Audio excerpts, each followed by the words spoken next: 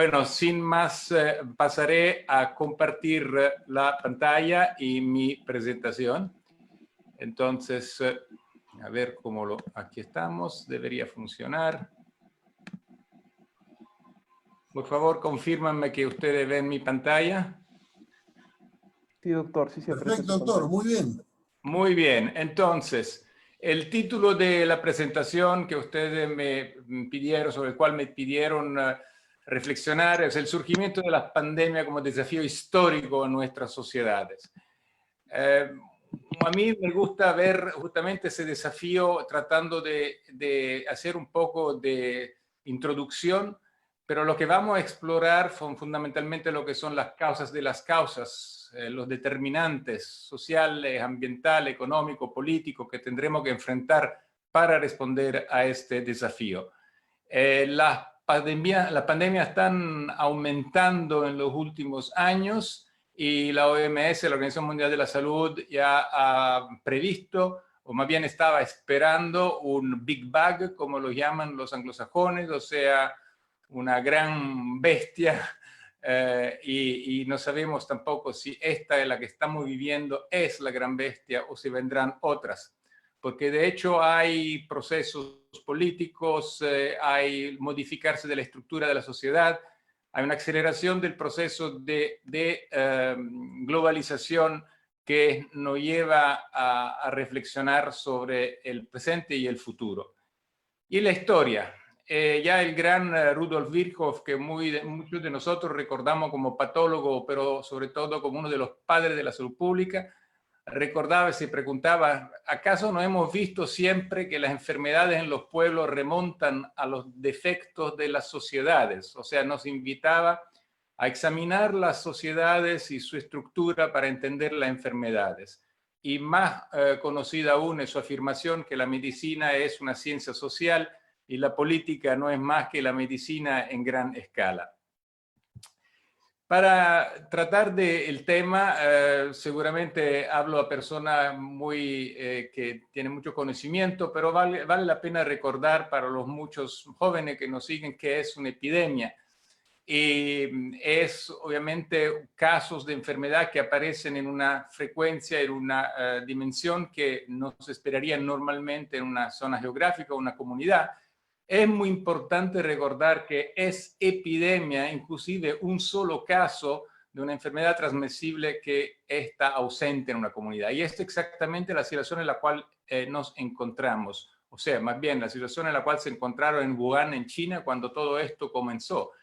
En cuanto se detectó que la enfermedad que tenían enfrente y al comienzo no la habían reconocida y de hecho tuvo algunos problemas el médico que empezó a suponer que se tratara de una nueva SARS, de una nueva infección respiratoria desconocida por un virus nuevo, justamente cuando se realizó que era una causa nueva, ahí ya es el caso de una epidemia y de ahí comenzó la notificación también a las autoridades internacionales. Después se ha dicho mucho que estamos frente a una pandemia. De hecho, ha sido acusado a la OMS de tomar mucho tiempo antes de declarar la pandemia.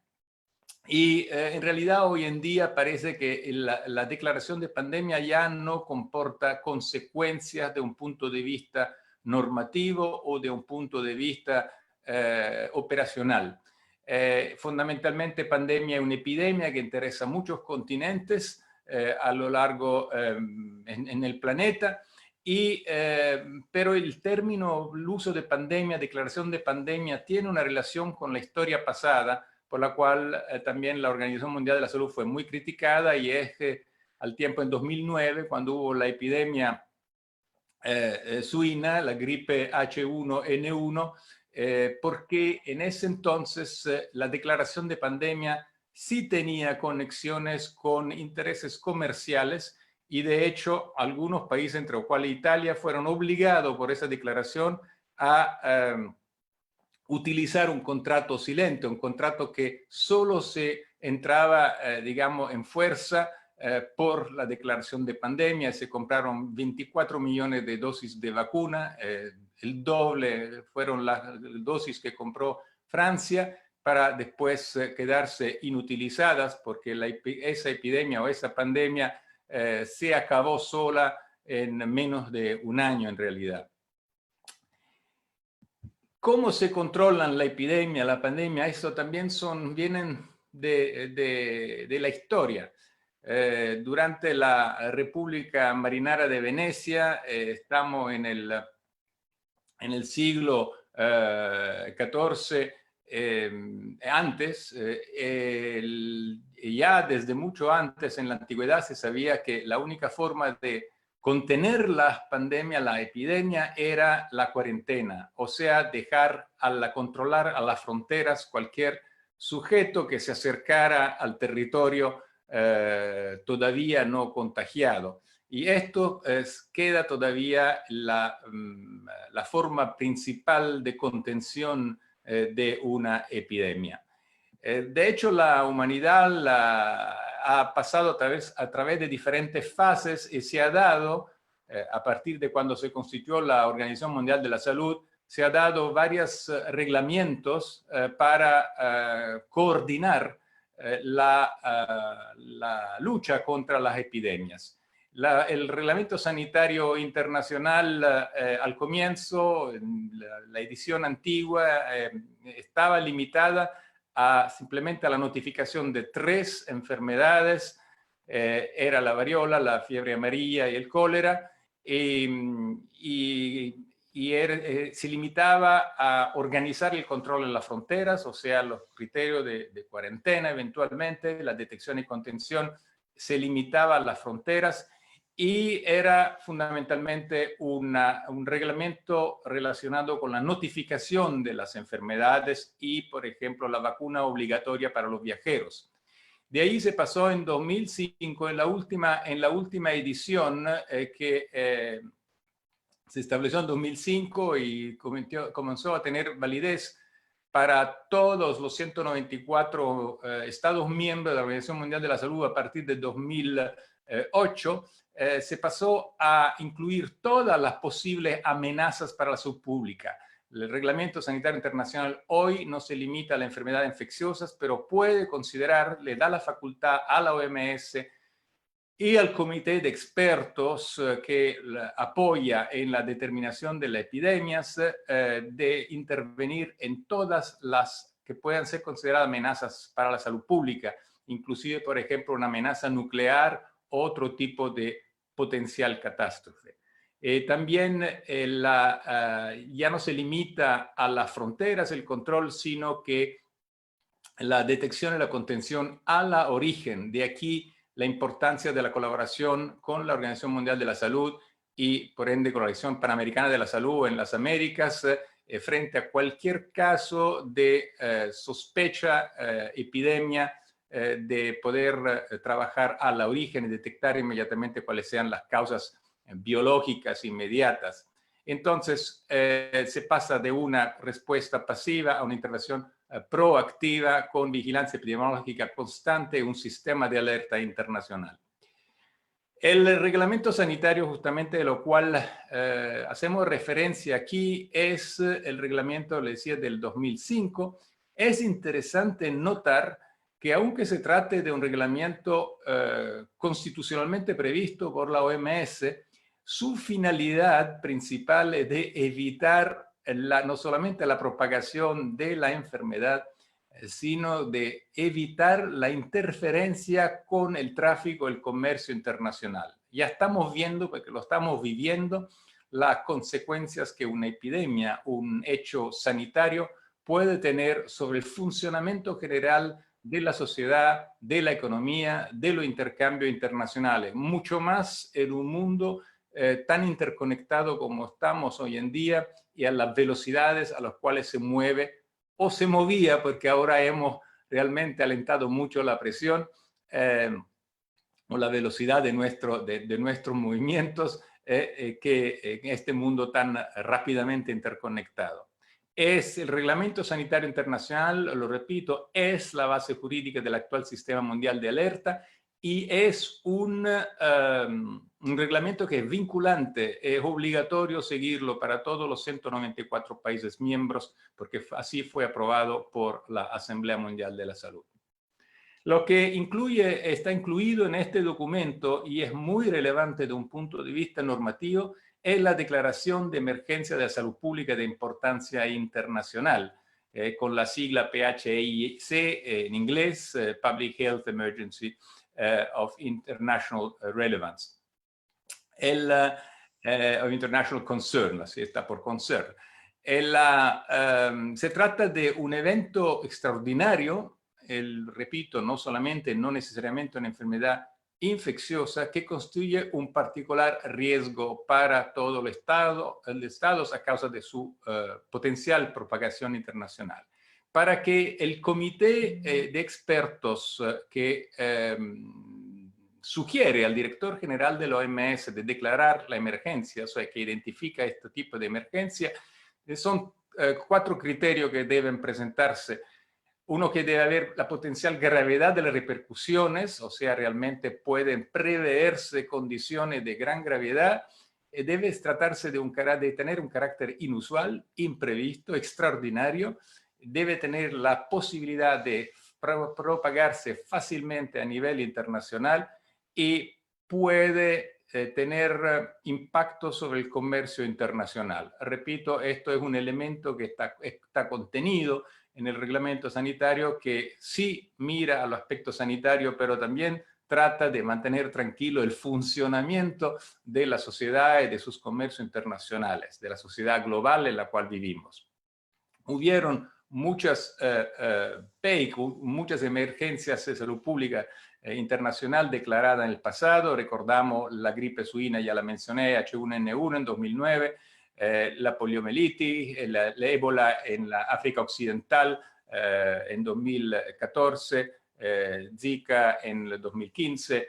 Una vez más, ébola la hemos olvidado todo, pero ébola fue declarada nuevamente en 2019, una emergencia de potencial riesgo internacional en la República Democrática del Congo. Y como todos lo sabemos, porque lo estamos viviendo, a partir del día 30 de enero, la OMS finalmente declaró que la epidemia que se estaba viviendo en ese entonces solamente o mayoritariamente en la provincia de Wuhan y en China, podía pasar a ser de gran riesgo para el mundo. Y de ahí, de ese momento, los países deberían haberse alertado y organizado, porque cuando ya está la declaración hay que meter en movimiento todas nuestras capacidades. Muchos países tuvieron tiempo para pensarlos bien, inclusive Italia, de donde yo les estoy hablando, tuvo tiempo, porque la epidemia se estaba desarrollando en China de manera muy violenta, y no obstante prevalecían casi más los chistes de la epidemia china, y como que se tomaba distancia de un evento que sí estaba asumiendo la característica de gran gravedad, pero como que se imaginaba que fuera lejano, estaba en China, en otro continente, y no se pensaba, no se había reflexionado sobre el hecho que en esta sociedad los viajes intercontinentales son a diarios. En Italia, como en el resto de Europa y como en América Latina, hay grandes comunidades chinas, y entonces era normal, y hay muchos ejecutivos que viajan, muchos profesionales que viajan de un lado al otro, del continente al otro, y era evidente que tarde o temprano la epidemia, el contagio, habría llegado a nuestro continente, pero se subestimó la posibilidad de encontrarnos frente a a la envergadura actual de la epidemia. Esto fue un error, ya lo voy anticipando, de cómo fue el manejo de la epidemia. Repito, la epidemia no son cosa nueva, conocemos algunos elementos históricos y de algunas que fueron mucho más importantes de lo que parece ser o esperamos que no será la actual pandemia de COVID. En el medioevo y en época más antigua, las pestes, y muchas veces en época romana se hablaba de pestes, se definía todo peste. Probablemente era variola, probablemente eran otras enfermedades, pero todo se le definía peste. La más, digamos, más cercana, sin ir a la época de los griegos y de los romanos, La peste bubónica en el siglo XIII causó 25 millones, se estima, de víctimas en Europa, que en ese entonces era aproximadamente el tercio de toda la población. Es como si hoy en día pudiéramos llegar a la muerte de 1 billón o de 1.000 millones de ciudadanos. Ojalá que no lleguemos a estos números, ¿verdad? Otra mucho más cercana de nosotros fue la gripe española, que se presentó inmediatamente después de la Primera Guerra Mundial, que ya de por sí había causado millones, decenas y decenas de millones de víctimas. Y también en ese caso, los 50 millones de víctimas que se le atribuye, tal vez más, a la gripe española, se llamó así porque justamente se originó en España, causó casi víctima por más del 3% de la población mundial de ese entonces. Hubieron otras epidemias de gripe. Mi generación recuerda la gripe de Hong Kong, que también causó mucho miedo, y después de alguna forma las influencias se fueron como integrando en nuestra cotidianidad. En la estación invernal esperamos la influenza, que muchas veces son subtipos que se repiten, son nuevas cepas, pero hoy tenemos la capacidad de producir rápidamente también una vacuna y proteger con ella los grupos más vulnerables de la población. La epidemia la cual vivimos todavía en su fase pandémica de HIV-Sida ya mató algo como 50 millones de personas en el mundo. Tal vez la olvidamos porque hoy en día contamos con tratamientos antirretrovirales y por lo tanto logramos mantener en vida y además en una decente calidad de vida la gente que padece, que es seropositiva. Y también aquí un pensamiento: si cuando se crean condiciones de gran emergencia donde toda la atención va a estar focalizada sobre respuesta a la actual pandemia, corremos el riesgo de olvidar que mucha parte de la población está bajo tratamientos que improvisamente podrían no estar disponibles porque justamente toda la atención y todos los recursos se destinan a la epidemia en curso. Y entonces, ¿qué pasaría con millones de gente que está bajo tratamiento antirretroviral? Así como qué pasaría con todos los cardiopáticos y todos los que están con tratamiento, los diabéticos y otros que tienen tratamientos cotidianos, si le viene a faltar ese medicamento, ese apoyo, porque toda la atención del sistema está dirigida al control de la epidemia corriente. En el 2003 hubo la SARS, esta síndrome síndrome aguda respiratoria, la reunión de negocios que provocó, siento mucho ruido, perdonen, perdí un momento la atención, que provocó 700 muertes, pero parecía que pudiera desarrollar en forma mucho más significativa. Y fue la SARS en 2003 que empujó la Organización Mundial de la Salud a reestructurar, a reorganizar el Reglamento Sanitario Internacional en la versión que hemos descrito y que está actualmente vigente. La gripe suina, y finalmente en el 2009, y finalmente ébola en 2014, que también desarrolló muchas reflexiones, pero siendo que era una enfermedad africana, sí llegaron unos cuantos casos a Estados Unidos, Alemania, España, pero como que el mundo occidental o la grande economía no se sintieron muy impactadas, aunque esa epidemia sí causó también en ese entonces millones de daños en términos también económicos. Ahora, desde las primeras que hemos descrito, sabemos que esta epidemia impacta mayormente las personas pobres y están muy afectadas por la desigualdad de la sociedad. Al final, los que pagan la cuenta más elevada son siempre los pobres, y en varias epidemias se han hecho estudios demostrando la correlación entre pobreza, marginalidad y el impacto de la epidemia.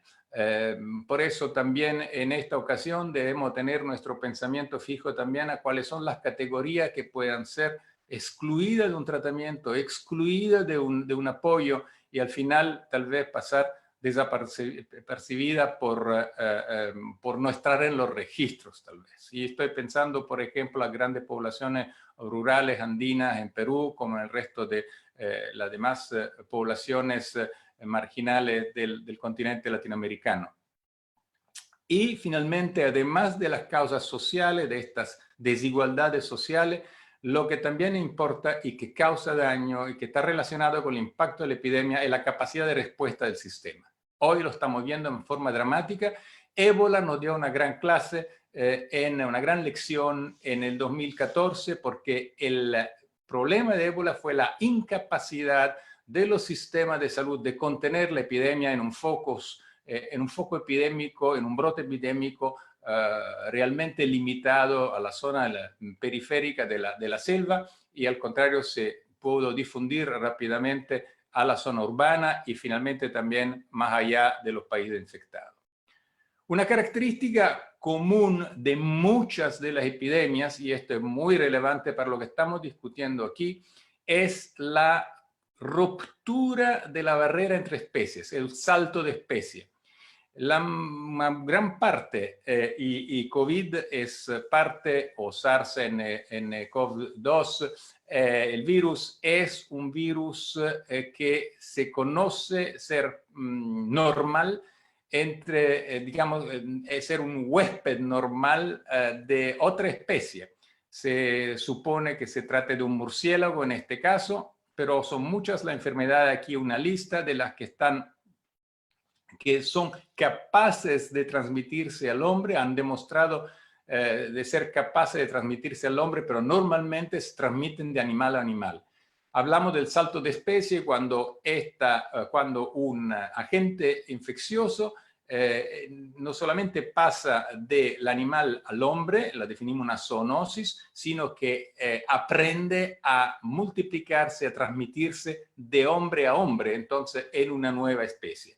Es exactamente la situación que enfrentamos ahora. Ahora, ¿por qué se da esto? El virus cumple con su función. El virus mira a reproducirse desde una perspectiva evolutiva. El virus tiene que multiplicarse y tiene que difundirse de un sujeto al otro. Pero somos nosotros, los humanos, nuestra estructura social, que ha permitido este salto de especie y que nos va exponiendo constantemente y siempre más a nuevas enfermedades. Estamos en sociedades de consumo masivo, acelerado. Una de las dimensiones de la globalización es justamente la velocidad, más allá de la superación de las fronteras. Como sabemos, este modelo de producción de elevado consumo ha llevado necesariamente a mayor producción, jalada por la necesidad de producir más, de ganar más, de hacer crecer más la economía. Todo es crecimiento, crecimiento, y esto ha llevado a aumento de producción industrial, aumento de consumo, aumento de basura que tiramos en el ambiente y por lo tanto a cambio atmosférico importante, con consecuencias, cambios climáticos que han modificado inclusive los límites geográficos, sea la latitud o sea la altitud de la transmisión de la enfermedad. Ese es un caso muy conocido en las enfermedades transmitidas por vectores, ante todo la malaria, que en muchas zonas de África estaba limitada a la planicie y no llegaba a infectar las poblaciones en el altiplano, y hoy en día por cambios climáticos, por lo que se llama el calentamiento global, ya el vector puede reproducirse en la altitud y entonces afectar poblaciones que antes no corrían el riesgo. Además, por esto, gana de producción para la economía extractivista, extracción, producción mineraria que conocemos, penetró la Amazonia, penetró las grandes selvas africanas en Asia, y produciendo más y más deforestación y destrucción de recursos naturales.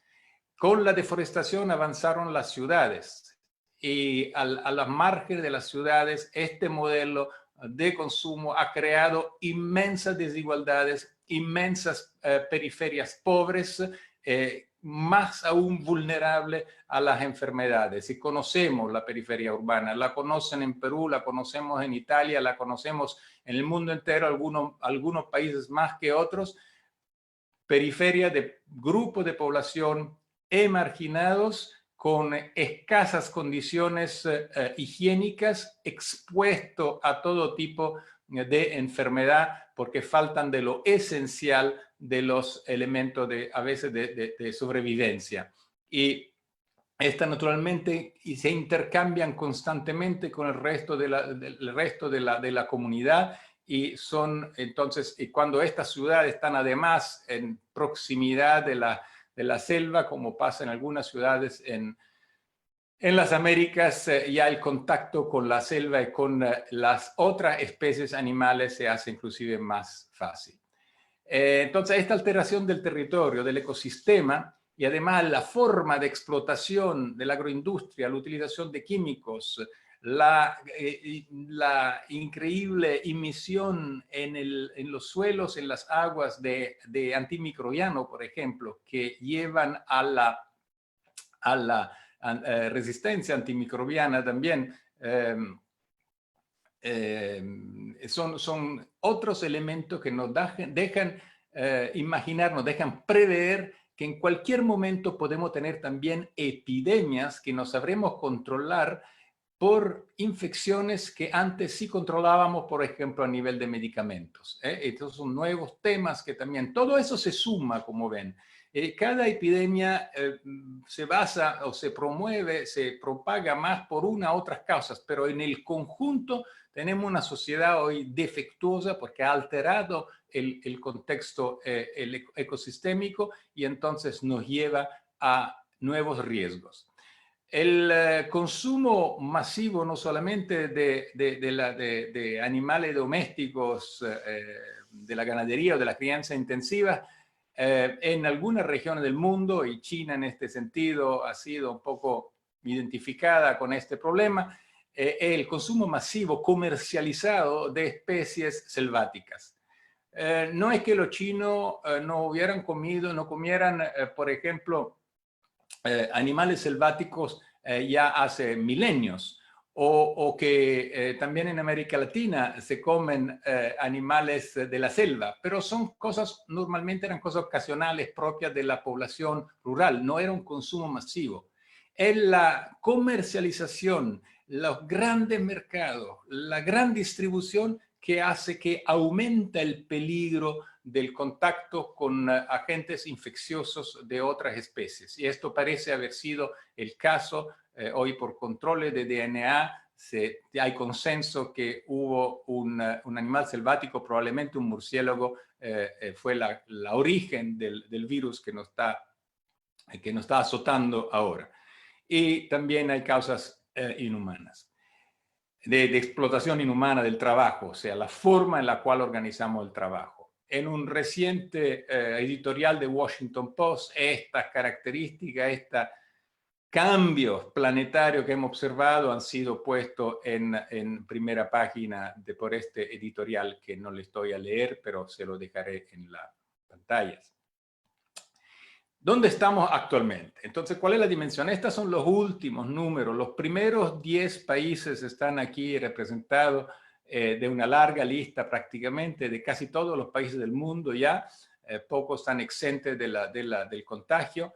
Como ven, esta triste carrera ve en primer lugar los Estados Unidos, que actualmente ya han superado 350.000 casos de contagio confirmados, aunque en cuanto al número de muertes todavía quedan por debajo de lo que registramos en mi país, Italia.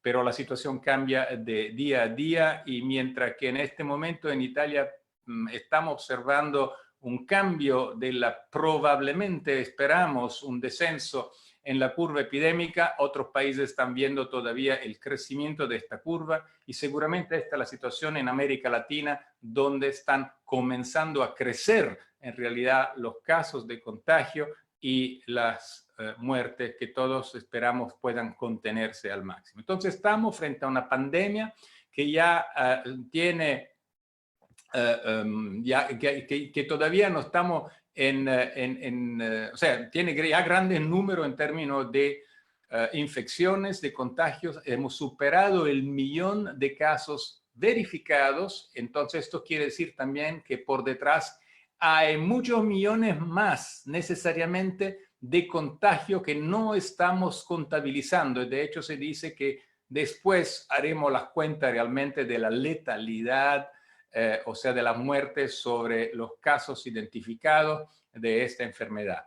Se están midiendo hasta ahora 74.000 muertes a nivel global, pero esto con todos datos preliminares. La noticia buena es que un número creciente de gente sale de la enfermedad y esperamos, todavía no lo sabemos, han adquirido cierto nivel de inmunidad y con la cual permitirá a largo plazo a contener la epidemia.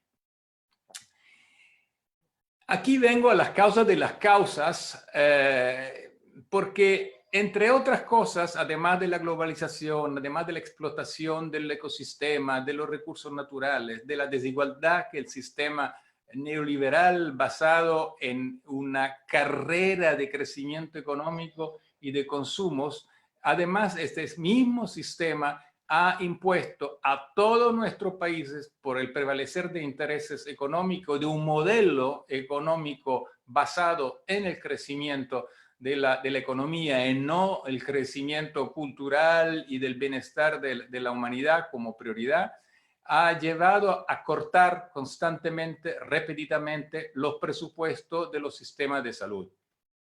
En alguna época también esto fue parte de las políticas propias de la así llamada ayuda al desarrollo, donde, por ejemplo, políticas del Banco Mundial, del Fondo Monetario Internacional y de muchos países que lo apoyaban, que apoyaban esta política, era recorte presupuestario de programa de ajustes macroeconómicos. Como consecuencia de esta visión, de este programa de ajuste, pero también de una visión que se ha reproducido en todos los países, inclusive los países más adelantados y que han sido los promotores de esta política, han llevado al desfinanciamiento de los sistemas de salud. Recortes, recortes, recortes. Además, fragmentación en múltiples elementos es la característica también de la mayoría de los países latinoamericanos. No un sistema único de salud, no un servicio nacional de salud que permita coordinar la acción, sino fragmentación en muchos tipos de seguro, en los servicios privados. Esta fragmentación, una elevada privatización de los servicios ha reducido la capacidad de coordinación y la capacidad del sistema de salud de garantizar a todos lo que hoy llamamos con énfasis la cobertura universal o la salud para todos, que en realidad es un objetivo que yo veo más distante, más lejos, más lejano que nunca. Este modelo, además, porque era funcional a los intereses económicos, además se ha concentrado en la atención hospitalaria y ha perdido completamente la conexión con el territorio. La atención primaria que tanto hemos celebrado a partir de Alma Ata en 1978 y en el 40 aniversario en Astana se repitió la importancia de esa estrategia de atención primaria, ha sido abandonada en realidad. Cuando mucho nos hemos preocupado del primer nivel de atención, pero hemos olvidado la comunidad, hemos olvidado el territorio. No formamos, y este es el otro punto, los recursos humanos necesarios para enfrentar las problemáticas de salud en el territorio, en la comunidad.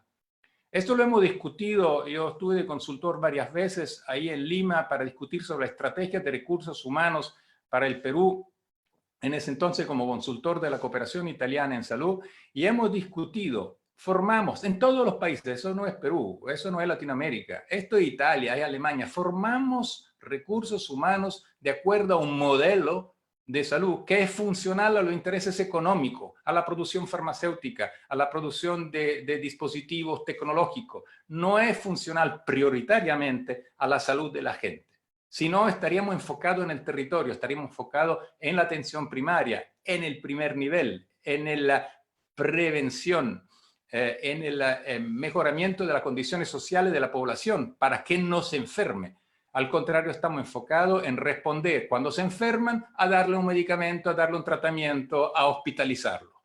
Entonces, nuestros médicos y muchos de los que nos están escuchando, y entiendo que son también muchos son estudiantes, están siendo formados, como hemos sido formados, a una atención médica hospitalaria.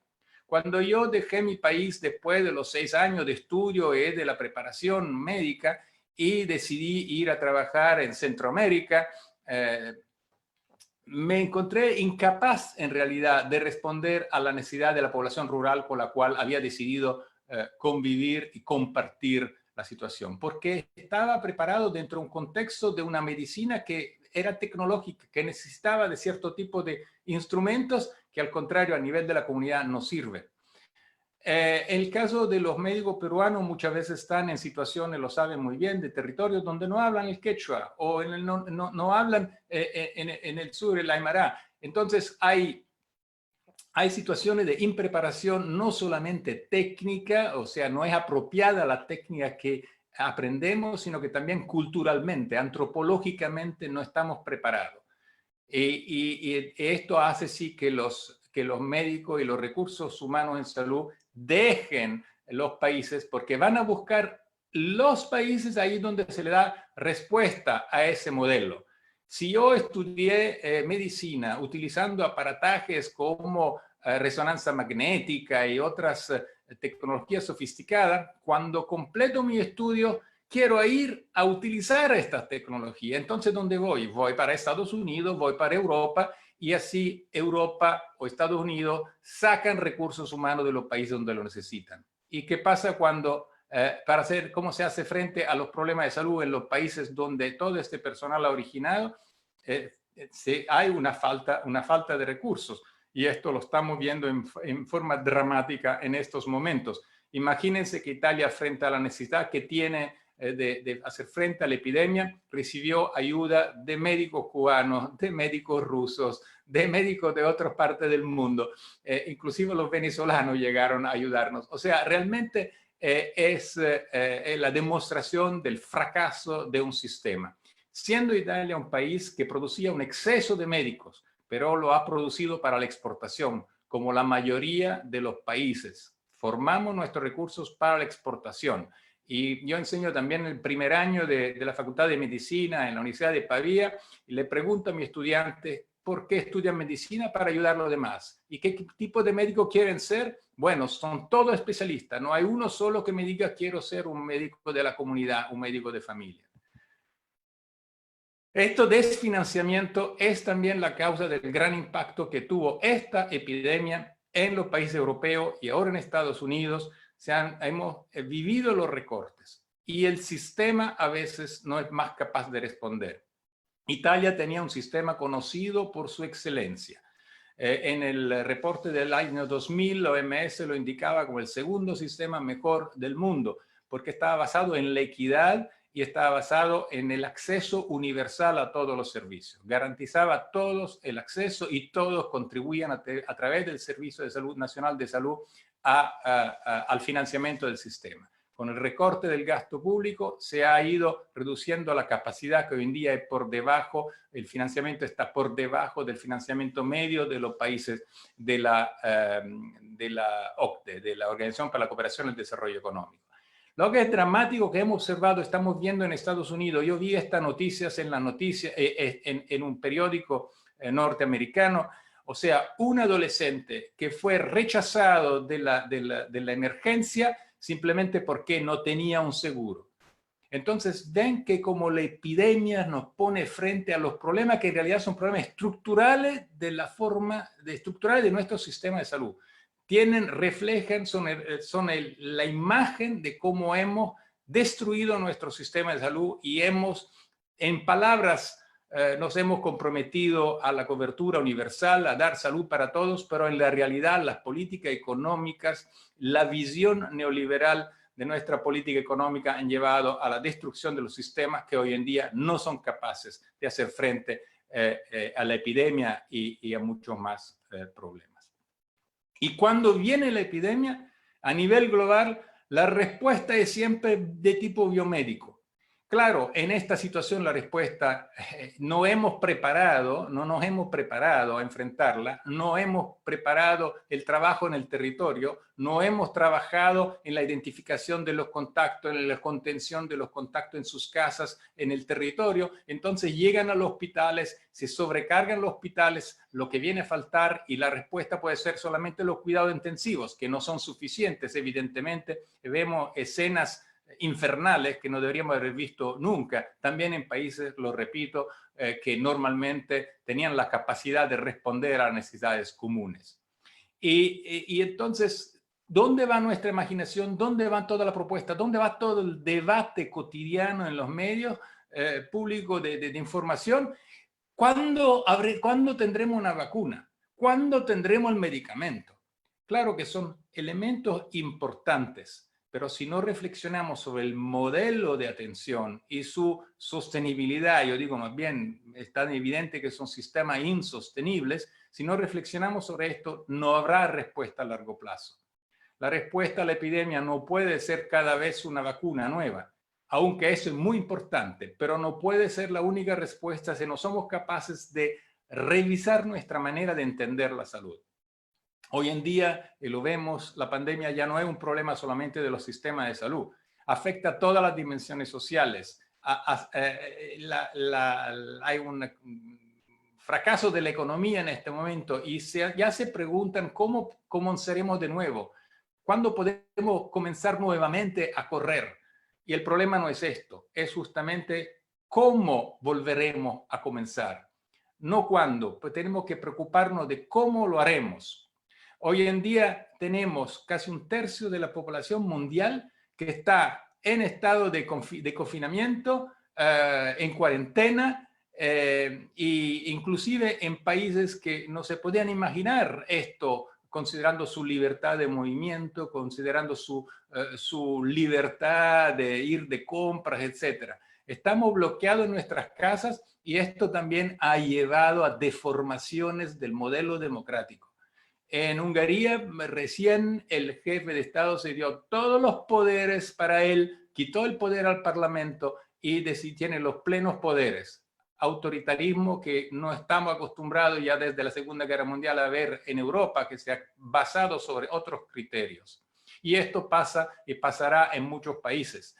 Países que ya estaban en grandes conflictos sociales y políticos, estoy pensando en Chile en este momento, que gracias a la epidemia permite reconsolidar el poder que estaba rechazado por millones de gente en la calle. Todo esto, este ejercicio de la democracia se está limitando con razón de la epidemia. Y esto puede llevar a los grandes poderes, a las grandes fuerzas que quieren controlar justamente el mercado y tienen esos intereses de utilizar esta crisis como para justamente suprimir las normas democráticas y entrar en otros tipos de maniobras. Es la doctrina de choque que Naomi Klein publicó, famosa, donde ella se refería a la producción de crisis para establecer regímenes autoritarios. Aquí tenemos una crisis, digamos que natural, con toda la premisa que hicimos, que se utiliza para imponer cambios fundamentales. No sé cuántos de ustedes sepan que con razón de la crisis, en el pleno de la crisis, la mayor preocupación de Estados Unidos hoy en día es llevar todos sus navíos hacia Venezuela y tratar de capturar al jefe de Estado de aquel país. Podemos compartir o no compartir la idea que es un buen o mal jefe de Estado, pero la presión que Estados Unidos está poniendo sobre ese jefe de Estado, que lo declaró criminal, le puso una talla de $15 millones sobre la cabeza de ese jefe de Estado y ahora está llevando fuerzas militares hacia Venezuela y está preparando de hecho un conflicto, aprovechando que toda la atención mundial está en el COVID-19. Conocemos también la responsabilidad de ese gobierno hacia sus propios ciudadanos en negar el valor de la epidemia y están en graves dificultades también. Ahora voy a concluir con un mensaje. Mire, todo lo que estamos viviendo, esta pandemia, o otras manifestaciones que podrán venir, pero algunas ya la estamos viendo también, justamente cambio climático, cambio del ecosistema, la crisis del sistema en el cual vivimos estaba anunciada. No es todavía la muerte anunciada de García Márquez, pero sí la crisis estaba anunciada. En 1970, en los comienzos de 1970, el MIT de Boston, Massachusetts, sobre comisión del Club de Roma, que es un think tank, un grupo de pensadores, de académicos y economistas, produjo un informe que estudiaba el futuro, trataba de ver hasta dónde podíamos ir con el modelo de 1970 de economía a la cual estamos viviendo. Y nos llevaba que alrededor de los años 30, 50, del 2000, 2030, 2050, la humanidad habría enfrentado una crisis dramática en la mayoría de sus aspectos, de población, de economía, de ambiente. En 2014 se repitió el estudio y casualmente se verificó que todas estas previsiones eran muy acertadas. Ustedes ven en estas gráficas las líneas más oscuras, que son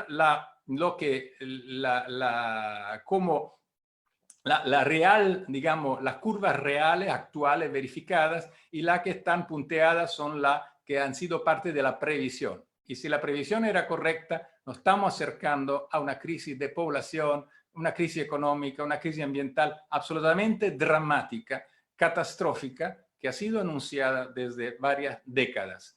Y esta epidemia podría ser, es seguramente, digo yo, parte del fracaso del modelo, y es donde tenemos realmente que abrir los ojos y preguntarnos cómo saldremos de esta epidemia y cómo lo haremos para que que el mundo pueda continuar a vivir, a sobrevivir. Tenemos que pensar a nuevos modelos. Necesitamos, y esta es mi conclusión, un cambio de paradigma. El actual orden económico, consumo ilimitado, una sociedad basada puramente en crecer e enriquecer un grupo limitado de personas, cuando millones de personas o miles de millones de personas sufren el hambre y la marginación, no puede funcionar. No es un mundo de cooperación, es un mundo de competición, y donde gana, como en la ley de la jungla, el más fuerte.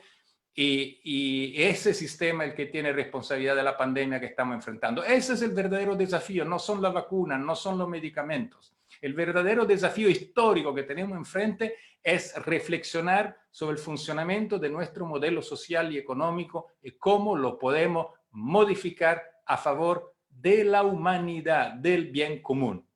Y nos recordaba Albert Einstein, no podemos encontrar las soluciones repitiendo los errores del pasado. Si usamos los mismos instrumentos una y otra vez, conseguiremos los mismos instrumentos, seguiremos obteniendo los mismos resultados. Aquí se trata de cambiar instrumentos, de cambiar la forma mental y la estructura social.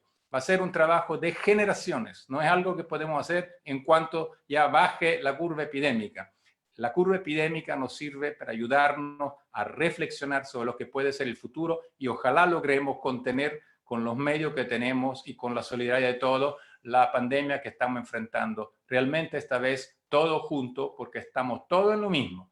Estamos en fases distintas, pero todo en lo mismo. Ojalá se abran nuevos debates, se abran nuevas reflexiones para pensar cómo enfrentaremos el futuro. Les agradezco mucho y bueno, y aquí termina también mi presentación, y ojalá que puedan haber preguntas que yo pueda contestarles. Muchas gracias. Muchas gracias, doctor Eduardo Missoni, muy amable. Abriríamos en este momento el panel de preguntas. Le pediría a Máximo, por favor, de que haga un pequeño deslinde, porque veo que son varias, para poder contestar de repente las más relevantes. No, lamentablemente, como pasa en estos casos, no se va a poder contestar todas en la medida que seguramente está en expectativa de la mayoría. Recordarles, por favor, mientras Máximo hace este escrutinio de preguntas, recordarles de que estas reuniones son diarias, son de 8 a las 8 de la noche, y van a estar de lunes a viernes con diversos tópicos importantes, como el que ahora que ha editado Tommy Sonde con mucha claridad y mucho entusiasmo. No sé si Máximo tendríamos ya... Sí, doctor Salcedo.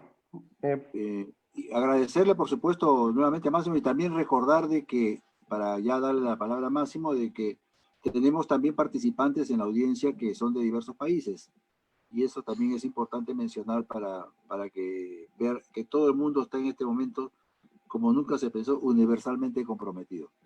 Bien, Máximo, por favor. Listo, gracias, doctor Salcedo. Primero, gracias, doctor Misoni, por la ponencia. Ha sido de muy alto nivel y de hecho que todos los espectadores están gustosos. La primera pregunta más o menos va así. Dice, el sistema de salud en Perú es un sistema muy centralizado. Los especialistas y los hospitales mejores equipados suelen encontrarse en Lima, ¿no?, que viene a ser nuestra capital. ¿Esto puede afectar de alguna manera la respuesta frente a la pandemia y desbordar el sistema de salud? ¿Qué recomendaciones y soluciones usted nos podría dar? Bueno, efectivamente, esta es una característica común a muchos países, centrar la estructura en hospitales y en los centros urbanos. Y evidente que esta centralización hará que simplemente se sobrecarguen estos hospitales y esta respuesta de nivel terciario, dejando aún más desprotegidos los niveles rurales y los niveles marginales. El tema es, como lo decía, poder organizar rápidamente la detección de casos y el contención de casos a nivel domiciliario. Pensar de poder llevar todos los casos afectados en los grandes hospitales, sobre todo donde las distancias son tan difíciles de recurrir como en mucha parte del país, de Perú y de otros países latinoamericanos, es impensable. La respuesta, y ese es el problema también en Italia, donde estamos más urbanizados y tal vez tenemos mejor distribución de recursos hospitalarios. Pero lo que estamos viviendo es justamente la sobrecarga de los cuidados intensivos de todos los hospitales y justamente porque se descuidó la atención primaria, que en este país está organizada en base a médicos de familia. Se descuidó la preparación de estos médicos, se descuidó el equipo de estos médicos, simplemente nos hemos encontrado impreparados a enfrentarlo, pero la respuesta también en esta fase debe ser reducir el contagio, asegurar la educación, la información, los presidios necesarios a nivel de la comunidad y tratar de limitar verdaderamente los casos que llegan a los cuidados intensivos a los que realmente lo necesiten. La sobrecarga de las emergencias es un gran problema, pero lo que no hicimos antes va a ser difícil poderlo hacer al último momento, construir hospitales como se está haciendo y tratar de equiparlo cuando al final después faltan los recursos humanos para hacerlo funcionar, es otro problema. Muchas gracias, doctor, por su respuesta. La siguiente pregunta va relacionada a un poco de educación médica. Nos comentan, he leído que Estados Unidos está graduando de forma adelantada a sus estudiantes de medicina de los últimos años. ¿Italia está actuando de forma similar? ¿Qué repercusiones cree usted que puede tener esto a corto o largo plazo? Sí, frente a la falta de recursos, y déjeme decir también, desafortunadamente la pandemia está golpeando duro a la clase médica, en general los recursos humanos en salud. Tenemos ya muchas decenas de muertos entre los médicos y entre la enfermera, entre el personal de salud, porque son los que más se exponen. Y si no están suficientemente equipados con dispositivos de protección individual, son los que obviamente corren los mayores riesgos. Le dicen que son ángeles, pero son ángeles desprotegidos a los cuales le han cortado las alas. Y sí, también Italia decidió, de un lado, llamar a los médicos que ya se habían jubilados, llamó a muchos voluntarios, hizo un llamado a voluntarios, que los jóvenes y los viejos respondieron de manera excelente de toda la parte del país para ir a concentrarse en la región de Lombardía, en la región del norte, donde la epidemia nos está dando mucho más duro. También se le ha acelerado el proceso de graduación de los estudiantes, o sea, sobre todo de los especialistas, o sea, la posibilidad de entrar en función rápidamente sin cumplir todo el ciclo de estudios. Pero se trataba, de toda manera, no hemos llegado al nivel de acelerar el proceso de los estudiantes, sino que de los médicos en los últimos años, que donde le falta, digamos, la práctica, lo que sería el servicio social, se le ha, digamos, abonado esa parte para que entraran directamente en función ahí donde más se necesita. Pero de frente a la carencia, a la falta de recursos humanos, sí se han utilizado estos medios también. ¿Dónde nos lleva esto? Bueno, será una generación de jóvenes que ganarán mucha experiencia. Ojalá que la experiencia sea humana y no solamente profesional. Le dedican el corazón y están metidos en la primera línea. Y ojalá que no hayan demasiadas bajas. pero esto será justamente deberá llevarnos a una reflexión de cómo debemos organizar la primera línea, que no es el hospital, es la comunidad. Y entonces ojalá que esto sirva. En este momento será una generación como cuando se va a la guerra, o sea, jóvenes impreparados que se les da un fusil y vaya a la guerra. Esto ha sido el caso de la guerra mundial aquí en Europa. Y aquí no me gusta la metáfora de la guerra, pero es una batalla de toda manera contra el virus. Y aquí estamos exponiendo las nuevas generaciones prematuramente. Gracias, doctor. La siguiente pregunta nos comentan, si todos los países sabían que se venía una epidemia, ¿por qué los presidentes salen a decir que nadie sabía que llegaría a tan grande escala, ¿no? ¿Considera usted que la OMS no tomó seriamente el brote en China? Más o menos la pregunta va referida a por qué no se consideró el brote en China como algo que podía extenderse hasta una pandemia, ¿no? Esta es una respuesta, una pregunta que requiere una respuesta más bien de tipo social, de la comunicación, de antropológico. La OMS viene anunciando una potencial epidemia. Siempre nos dijo, no sabemos cuándo, pero llegará. No sabemos de qué tipo de peste, pero sabemos que llega. Son años que se repite esto justamente porque se vieron incrementando los brotes epidémicos. Y siempre era como lejos, era siempre como algo de algún país que a nosotros no nos va a tocar. Los países que más bien no apoyan o deberían apoyar la OMS. La misma OMS ha sido desfinanciada. La OMS también ha sido reducida en las contribuciones. No se le han dado los instrumentos para que pudiera actuar adecuadamente. Pero la OMS sí nos ha alertado repetidamente. El tema, ¿por qué no se ha considerado? ¿Por qué nos hemos preparado? Repito, debe ser antropológico. Debe ser simplemente, vemos las cosas, pero mientras que no nos tocan personalmente, son como que le tocan a los demás, no es cosa mía. Y cuando llega, estamos impreparados. Eso sí fue una falta de muchos jefes de Estado, jefes de gobierno. Ustedes saben también como muchas veces ha cambiado opinión hasta frente a la evidencia el presidente de Estados Unidos o el primer ministro de Gran Bretaña, que actualmente además está contagiado con el COVID, y dijo, no, son estupideces, para defender su propia economía, para evitar las medidas de contención indispensables para limitar, y empiezan a decir que son ridículos los chinos porque cierran Wuhan, son ridículos los italianos porque cierran su economía, hemos parado la economía de este país, y ahora que les llega dicen, no, ahora todo en su casa, ahora sí usen la mascarilla, ahora sí. Y eso es tarde cuando se minimiza el impacto porque no se quiere escuchar a los que saben, se hace una acción política perdiendo de vista el bien común. Gracias, doctor.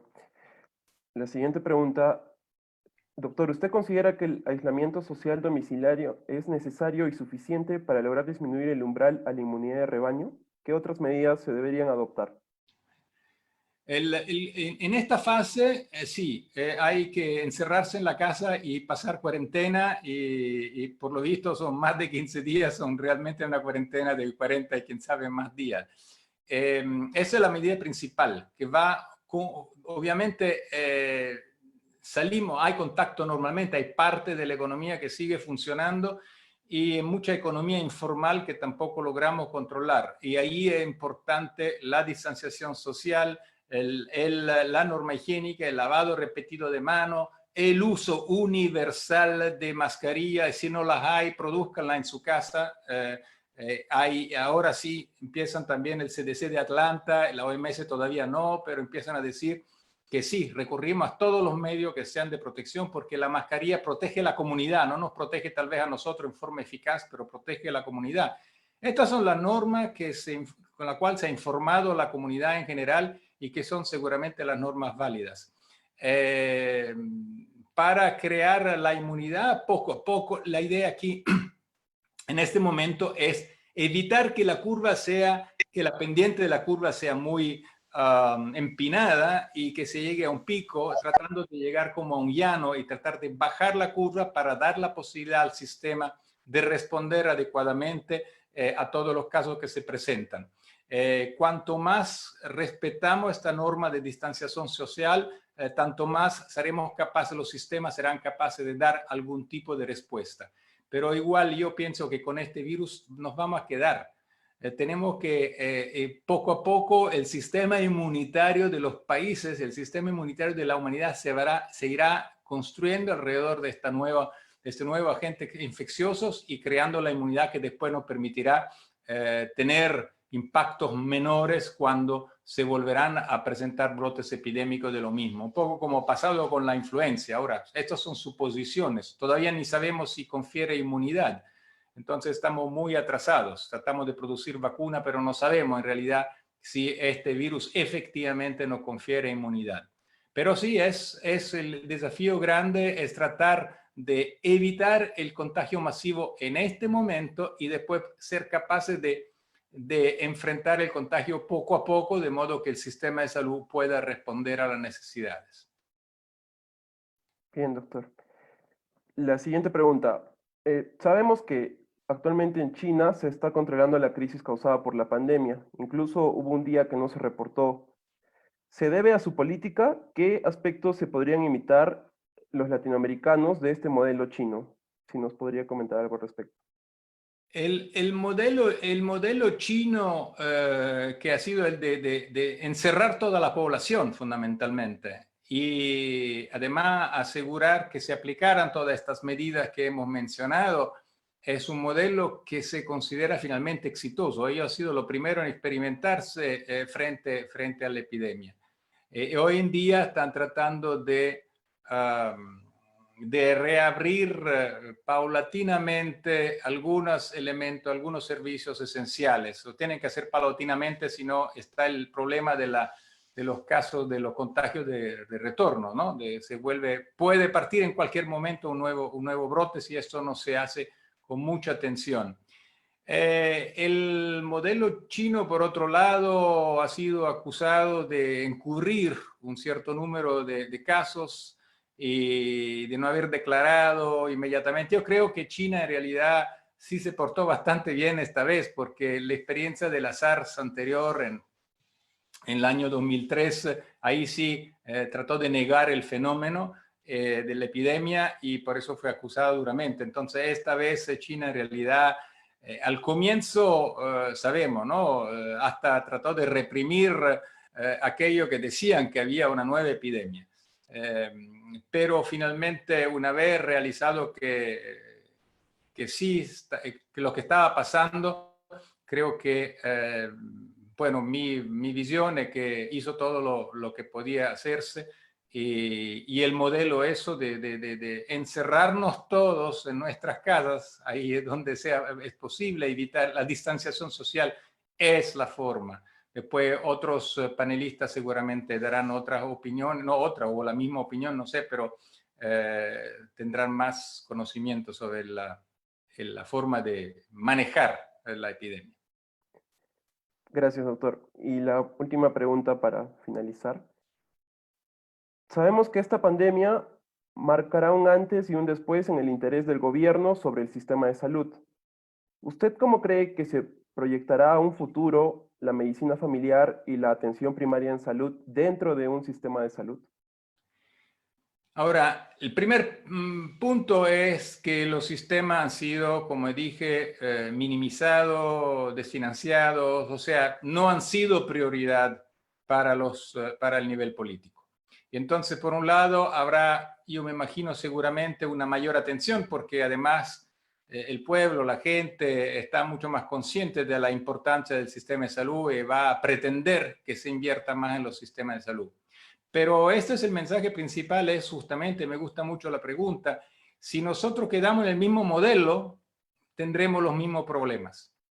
Tenemos que ser capaces de cambiar el modelo, que parte desde la formación de los recursos humanos para que sean adecuados a sus propias realidades, a su propio contexto y a las prioridades de salud de sus contextos, sean ellos realidades urbanas o rurales, y en una visión de sistema. Hay que pensar el sistema de salud y tratar de asegurar equidad de acceso, de financiación a este sistema, centrando la atención sobre todo a nivel de la atención primaria. Es a nivel de la comunidad que se hace prevención y a nivel de la comunidad que se evitan las epidemias.